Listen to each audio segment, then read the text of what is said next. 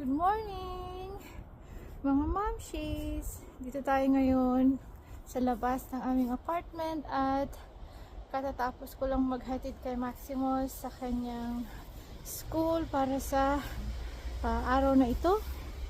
At pahinga muna dito sa labas sa aming playground. Diyan.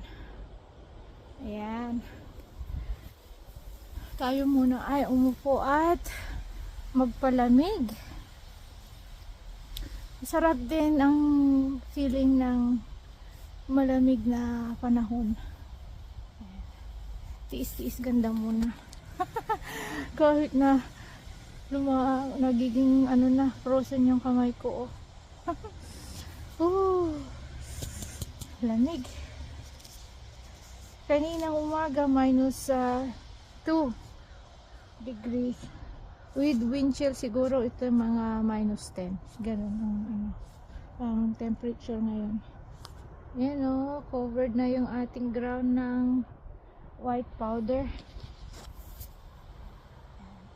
Ito nga pala yung aking partner sa paghahatid kay Maximus. Yung kanyang sled. Hinihila ko siya. Tapos pag pick up naman, naglalaro muna kami ng mga 30 minutes kasi mayroong parang small hill, downhill. Magandang mag-sled doon. So kasama niya yung mga ibang bata. Nag-enjoy siya. Yan. So yan lang muna ang update ngayon. Mamaya, pasok na ulit. Tuloy ang grinding panggabi.